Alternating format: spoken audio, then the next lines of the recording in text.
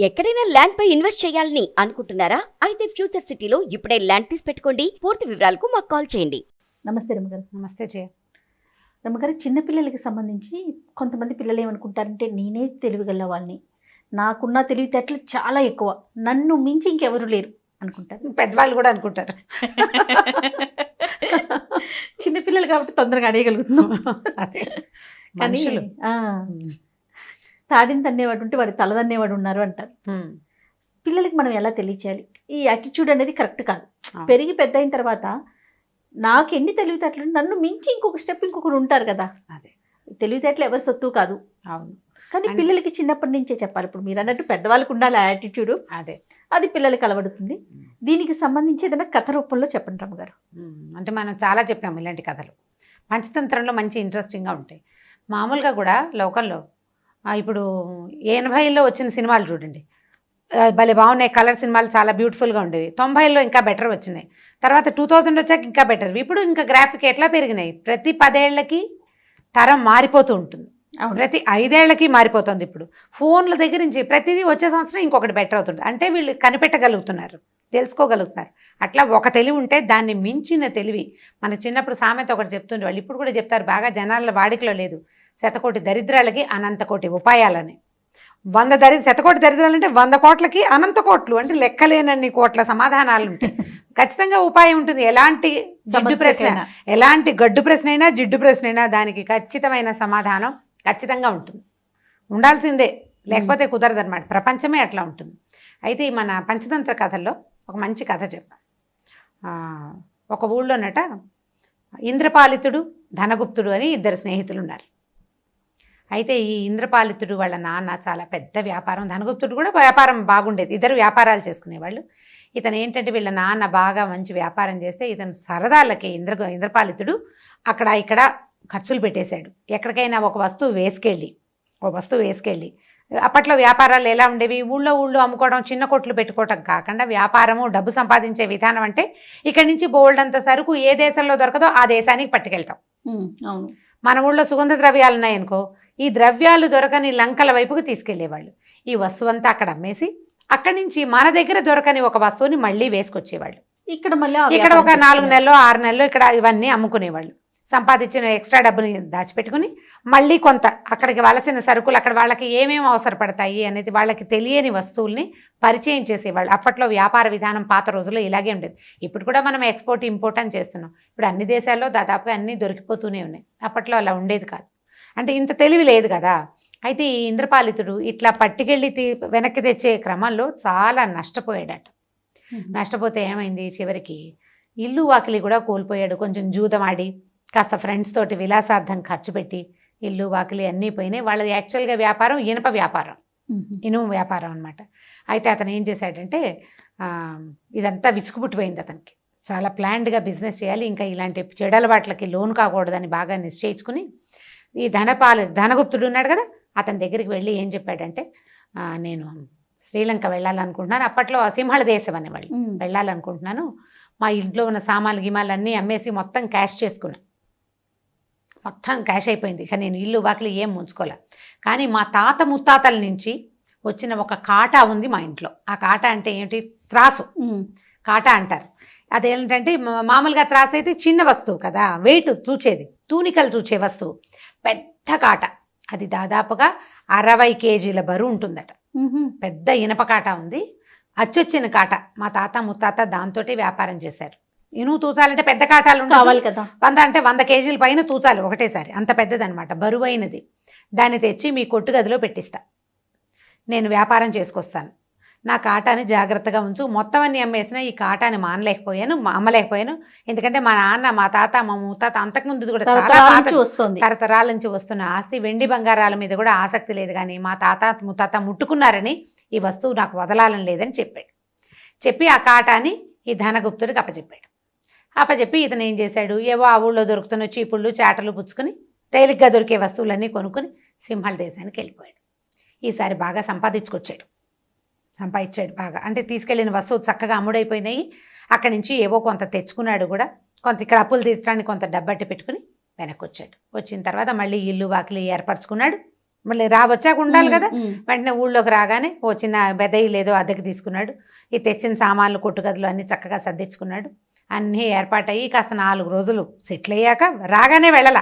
Settle అయ్యాక దానగుప్తుడి దగ్గరికి వెళ్ళాడు. వెళ్ళి ఏమయ్యా బాగా అయింది, నా బిజినెస్ చాలా బాగా అయింది, నువ్వు నీలాంటి మంచి స్నేహితుడు ఉండటం వల్లే నేను ఇంత బాగా సెటిల్ అవ్వగలిగాను. ఈసారి భయం లేదు, నేను కూడా జాగ్రత్తగా ఉండదలుచుకున్నాను. మా తాతగారు వాడిన కాట నాకు ఇప్పించేస్తే నేను వెళ్ళిపోతాను, దానికోసమే వచ్చాను.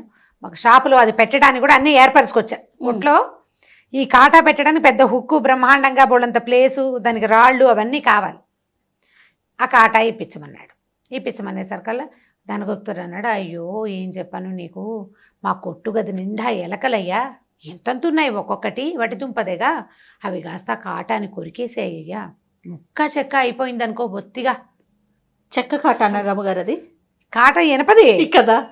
అక్కడి నుంచి ఇతనికి ఈ ఇంద్రపాలితుడికి ఏం చెప్పాలో తెలియలేదు.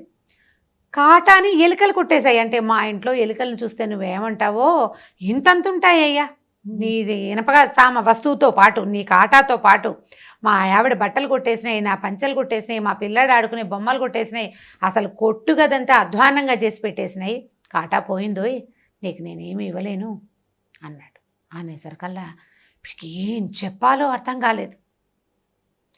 నోరు మూసుకుని వెళ్ళిపోయాడు. ఈ దుర్మార్గుడిని వీడిని నమ్మి కాటా ఇచ్చాను, కాటా ఎలుకలు తినేయటమేమిటి, ఎక్కడైనా ఉందా లోకంలో? సరే ఏం చేశాడు, సరేలేవయ్యా నువ్వు మాత్రం ఏం చేస్తావనేసి వెళ్ళిపోయాడు. వెళ్ళాక ఒక 4-5 రోజుల పాటు సాయంకాలం వస్తూ ఏం చేస్తున్నావని ఈ ధనగుప్తుడిని పలకరించేవాడు.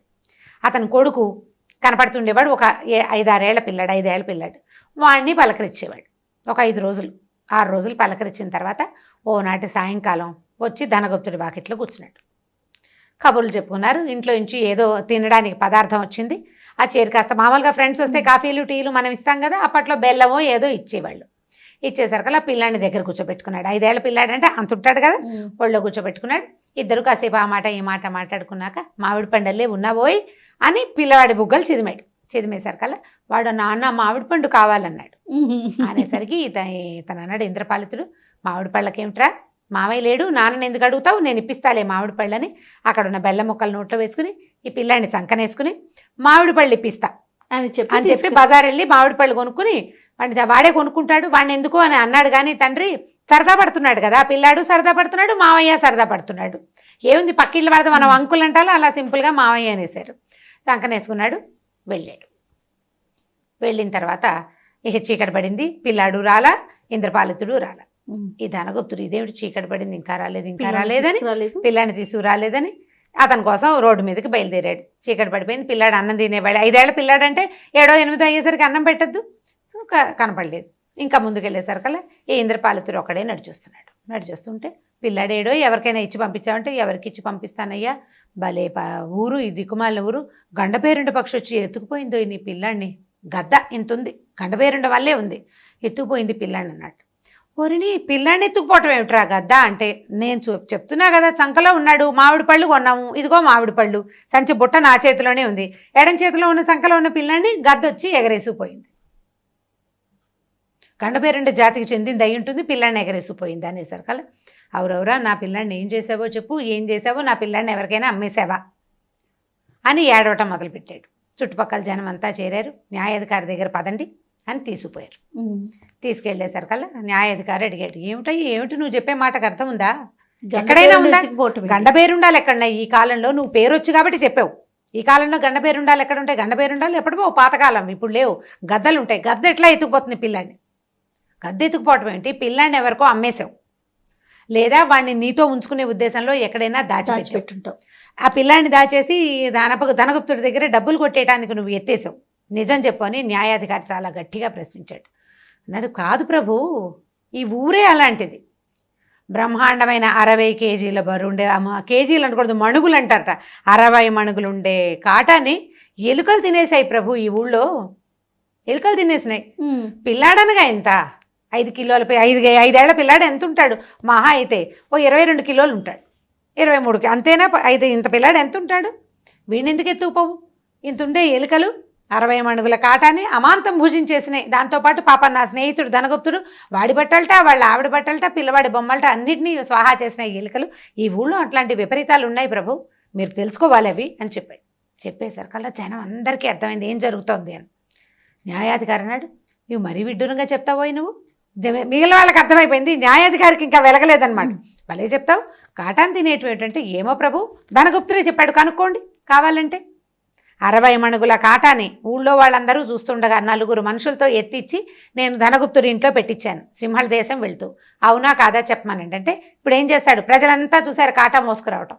పాపం వాళ్ళ తాతది, అందుకే వాడు అమ్మలేకపోయాడు. మొత్తం బంగారం కూడా అమ్ముకున్నాడు కానీ దీన్ని అమ్మలేకపోయాడని ఊరంతా చెప్పుకున్నారు. కాటా వెనక్కి వచ్చిందా? రాలా. కాటా రాలేదు. అతను ఏం చేశాడు, ఎలుకలు తినేసినాయని చెప్పాడు.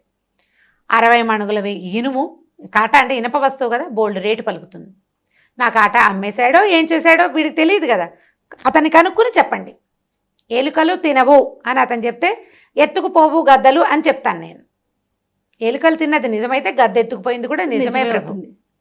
దాంతో న్యాయాధికారి వెంటనే ఆయనకి అప్పటికి వెలిగింది.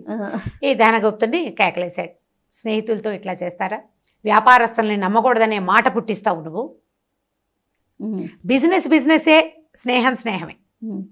నువ్వు వ్యాపారం చేసేటప్పుడు మోసం చేయాలి. వ్యాపారంలో కొంత మోసం అవసరం ఉంటుంది. నువ్వు 10 రూపాయలకు తెస్తావు, దాన్ని 100 రూపాయలు చెప్తావు, 80 రూపాయలకు అమ్ముతావు, నీ లాభం చూసుకున్నావు, కొంత మట్టుకు బాగుంది. కానీ నువ్వు రూపాయి కూడా వాల్యూ చేయని వస్తువుని 100కి అమ్మకూడదు, అది తప్పు. న్యాయంగా చేయాలి. ఇప్పుడు వ్యాపారంలో నువ్వు ఏం మోసం చేస్తావు అనేది అది నీదే. కానీ స్నేహితుడిని మోసం చేయొచ్చా ఇట్లా?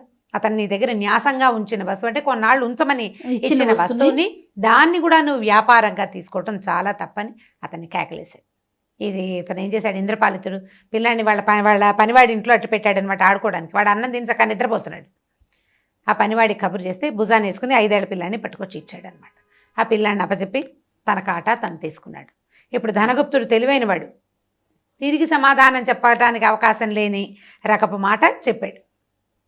అంతకంటే గొప్ప సమాధానం చెప్పాడు ఇంద్రపాలితుడు. ఒకళ్ళ నుంచి అంటే ఇప్పుడు మీరు అన్నదే తాడిని తన్నేవాడు ఉంటే వాడి తలని తన్నేవాడు తప్పకుండా ఉంటాడు. అందుకని తెలివిగా ఉంటున్నాము అని అనుకోకుండా మనకంటే తెలివైన వాడు ఎవడో ఒకడు ఉంటాడు. మోసం చేయకూడదు. తెలివితేటలతో మోసం చేస్తే ఇంకొకడు వాడి తెలివితోటి మనని మోసం చేస్తాడు.